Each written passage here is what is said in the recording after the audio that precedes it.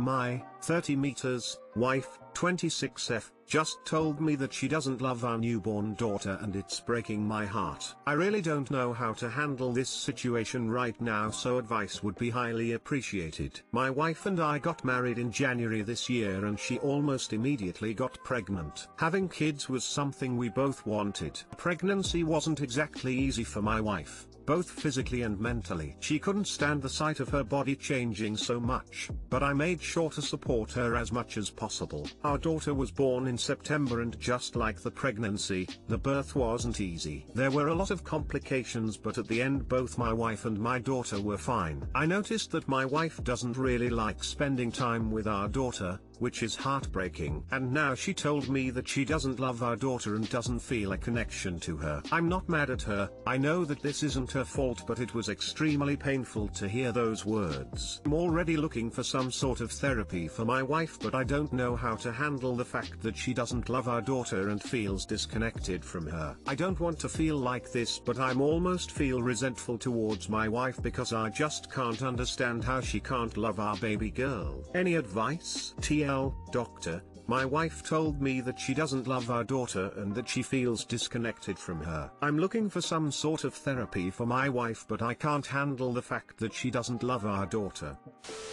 You have to be kind and patient with your wife. Her entire world and body have been turned inside out. PSA, not liking being a parent is not per se a mental illness. Yes, PPD is common, but living with a baby is also legit terrible, and there is not a lot of honesty about what the real pre and post baby life looks like. Yes, some facial comments like it's hard, not a lot of sleep, etc. However, it's like saying shit isn't particularly tasty. It's not a lie, but not really wholly truthful either. I agree with the advice that she should talk to someone, but it just rankles me that everyone wants to play pop psychologist, and or it is a foregone conclusion that she's mentally ill if she doesn't find the experience to be bliss. As for what you can do, zero judgment, just love and support for both you and your daughter. Thank you. As a first-time mom to a 7-month-old, I've started advocating for just what you are saying. It's not necessarily PPD, it may just be a normal reaction to the shit show that become a first-time parent is. It's trauma on your body, upheaval of your life, grieving your freedom and independence. Your body becomes a source of food and comfort for baby and not your own, and you are barely surviving for so long. The reward for a long time is a tiny human that only eats, sleeps, and soils itself. It doesn't have to be PPD. Let's remove the glamour and be real. Newborn life is fucking hard. She probably has postpartum depression. Not being able to connect with your baby is an extremely common symptom of PPD. Do not be angry with your wife. This is a well-known phenomenon. PPD is very responsive to medication and therapy. Her body is going through a hormone circus, and it gets better.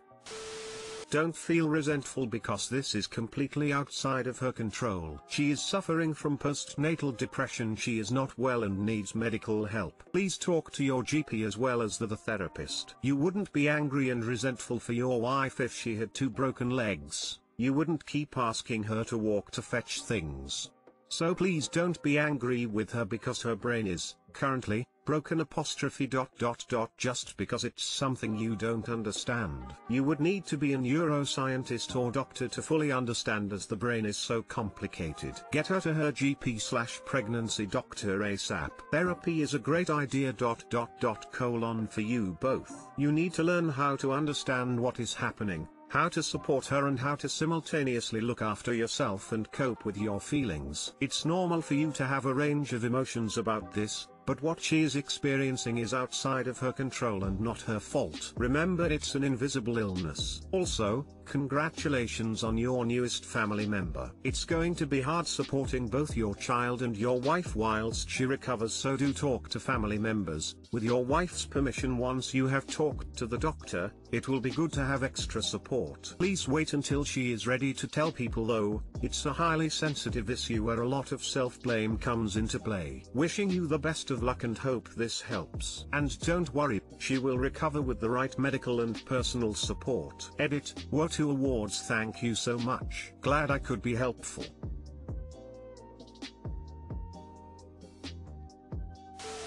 While you say she was fine, I wonder to what degree those complications are lingering for your wife. In addition to PPD, she could be suffering from physical problems and pain. Agreed, he really skipped over what those complications during birth were. She's only 2 to 3 months postpartum and certainly still recovering physically as well as dealing with what I'm sure is PPD.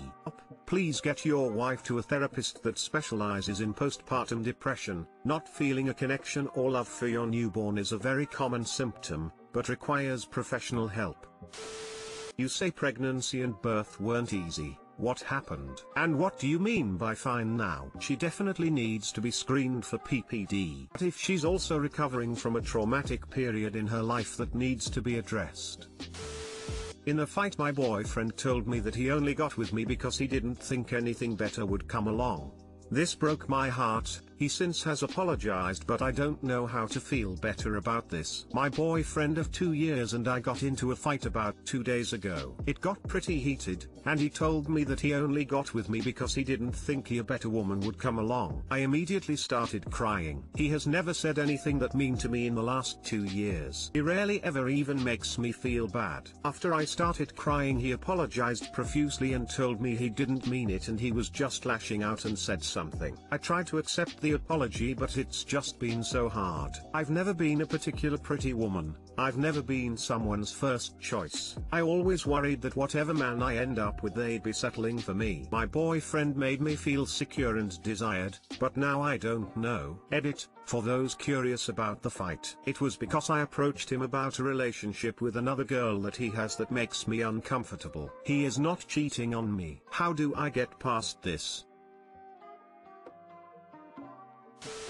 He can't unring that bell and you will never forget those words.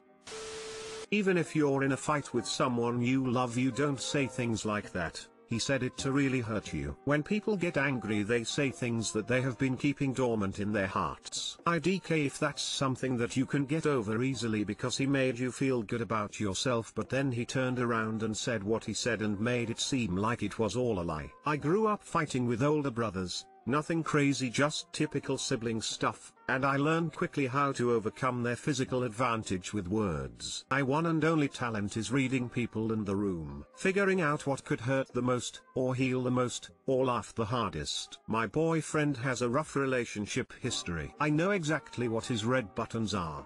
And they are the things I have actively locked in the vault because I know they would be argument/relationship game changers. They would be cruel and heartless and unable to be taken back. When we have a disagreement, the things in the vault never come out. I try to stick to the active topic at hand. What your boyfriend did was pull something from the vault. I think everyone has thoughts that need to stay in the vault out of respect, restraint, and value for your partner.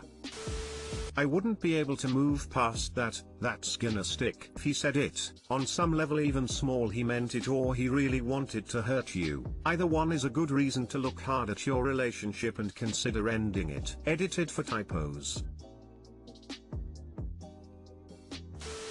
I'm so sorry he said those things to you. Sadly, words like these can have such an impact on both your self-esteem and how you feel about your relationship. My heart hurts for you. I hope you find healing. X. Wow, he said that specifically to hurt you. It was a calculated attempt to be cruel. Maybe he meant it. Maybe he only said it because he wanted to cause you pain. You can forgive him and move on, but what happens when he does it again? And he will do it again. This wasn't a wild lash out in the heat of the moment that happened to find its mark. This was a targeted attack intended to weaken you. Who cares if you are the best he can do? Is a cruel person what you want to settle for? Yes. This. Do you want to settle for him? Because that's what you're doing. The question you should be asking is he good enough for you? I honestly think not. You can do way better than him. New coworker, 19F, found my fiancé, 27M, on Tinder and he told her he was looking for one night stand. My partner, 27M, of 10 years, engaged for 3 of them, just got found yesterday on Tinder by a new coworker of mine. We just moved to this new town where he got his dream job and we even bought a house. He was a supportive, loving, and totally sweet guy. I never expected this to happen. Beyond shattered. How do I move on from this? Here's their Tinder convo for those interested. Skeptical, image a link, some parts covered for privacy. Wow, what a good friend. There's nothing to move on to. Pay attention to the screenshot. He wants hookups. How many hookups has he had since you guys been together? I would stop sleeping with him, pack my things and move out of the house, and go get tested for STDs, right? And it's crazy because I've only known her for 1 week, and him for 10 years. Goes to show you that you just never know. Skeptical. But yeah, he's never had a hookup since we've been together, so he claims, and says he just downloaded it for the day for shits and giggles and was never going to actually do anything. I like that makes it acceptable.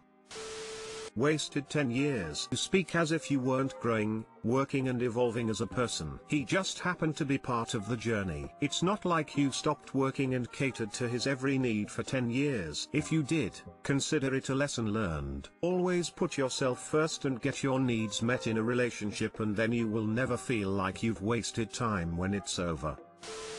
Oh, you feel the pain, break, fall in a hole. Eventually enough time passes for it to become a non-defining memory. Life hurts. This is so true. Feel the pain. Cry, cry, cry. Take your time. But make sure you get out of there. Don't stay in your feelings for long. And soon enough you won't even remember this.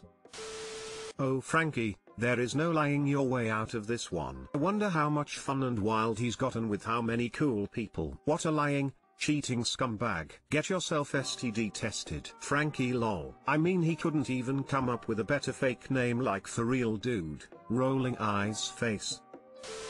You can't move on from this. Leave him. He's cheating on you and you'd be a fool to marry him. Edit. Hold up. I'd Kifel can talk to you. I haven't heard a pickup line yet. Lamau. This guy thinks he's God's gift. Right. 100%. But how do I move on from this shattered feeling of 10 years down the drain? Feel empty inside.